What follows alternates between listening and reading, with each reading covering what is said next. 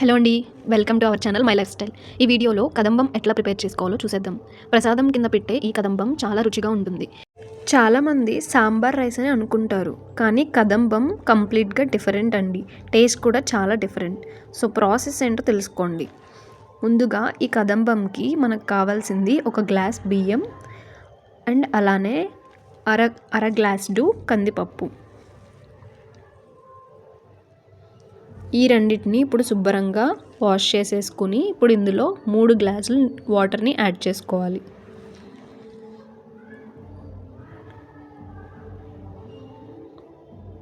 ఇప్పుడు ఇందులో కొద్దిగా పసుపు అలానే కొద్దిగా ఉప్పుని యాడ్ చేసుకుందాం. ఇప్పుడు ఇది కుక్కర్ మూత పెట్టేసుకుని ఒక 5 విజిల్స్ వచ్చేంత వరకు మీడియం ఫ్లేమ్ మీద కుక్ చేసుకోవాలి. కదంబానికి రైస్ కొద్దిగా మెత్తగానే ఉండేలాగా చూసుకోవాలి, పలుకుగా కాకుండా. అప్పుడే టేస్ట్ చాలా బాగుంటుంది. సో కుక్ అయిపోయింది రైస్. ఇప్పుడు వేరొక మూకిడిలో 3 గ్లాసుల నీటిని పోసుకుని ఇందులో 5 నుండి 6 రకాల కూరగాయలని యాడ్ చేయాలి. నేను ఇక్కడ 6 రకాల కూరగాయలని యాడ్ చేస్తున్నాను. సో మీ ఇష్టమైన కూరగాయలని మీరు యాడ్ చేసుకోవచ్చు, ఏవైనా పర్వాలేదు.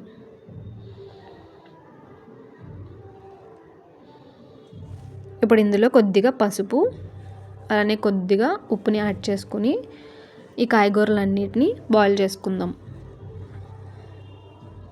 నేనైతే ఇందులో బీరకాయ, బెండకాయ, చిక్కుడుకాయ, వంకాయ, టొమాటో, క్యారెట్ వేసుకున్నానండి. చామదుంపలు కూడా వేసాను.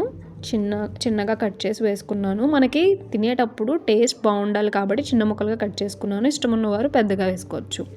సో అలానే పసుపు యాడ్ చేసుకుని కొద్దిగా చింతపండు రసాన్ని యాడ్ చేసుకుని దీన్ని ఉడికించుకుందాం. కొద్దిగా బెల్లాన్ని యాడ్ చేద్దాం, టేస్ట్ బాగుంటుంది. కొద్దిగా కారం అలాగే కొద్దిగా సాంబార్ పౌడర్ని యాడ్ చేద్దాం ఇందులో మనకి ఫ్లేవర్ కోసం.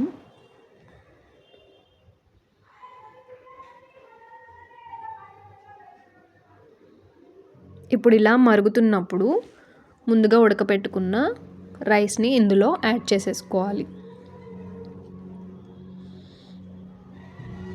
చూసారు కదా రైస్ ఎంతలా బాయిల్ అయిందో. అట్లా అయితేనే మనకి టేస్ట్ తినేటప్పుడు బాగుంటుందండి.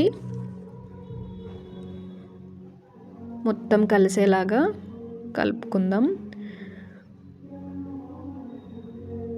బెండకాయ, వంకాయ తప్ప మిగతా పీసెస్ అన్నిటిని చిన్నగా కట్ చేసుకుంటే తినేటప్పుడు మనకి చిన్నపిల్లలు చిరాకు పడుతూ ఉంటారు కదా, వేరు పక్కన పెట్టేస్తారు. అలా కాకుండా చిన్నగా వేసుకుంటే బాగుంటుంది. మొత్తం ఇలా కలిపేసుకున్నాం. ఇప్పుడు వేరొక మూకిడిలో ఈ కదంబంలోకి తాలింపును వేసుకుందాం. ఒక 2 గరిటెలు ఆయిల్ వేసుకుని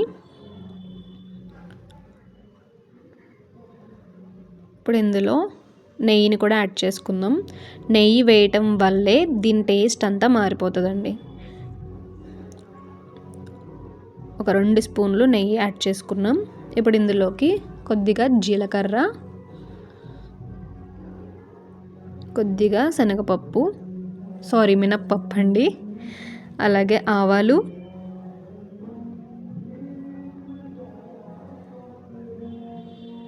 ఎండుమిర్చి, కొంచెం కరివేపాకు ఇవన్నీ వేసుకుని ఫ్రై చేసుకుందాం ఒకసారి. ఇప్పుడు ఈ తాలింపుని కదంబంలోకి యాడ్ చేసేసుకుందాం.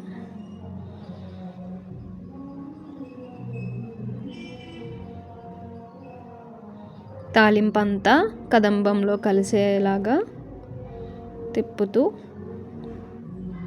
ఇలా కలుపుకోవాలి.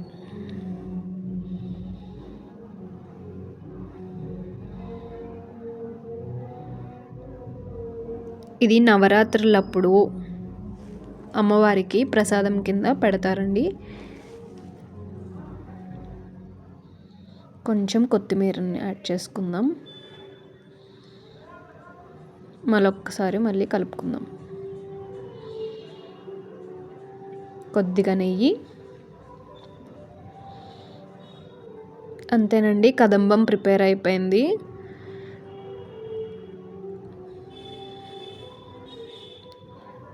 ఒక్కసారి మీరు ఇది కుక్ చేసుకుని టేస్ట్ చేశారంటే మళ్ళీ మళ్ళీ ప్రిపేర్ చేసుకుంటారు, అంత బాగుంటుంది టేస్ట్.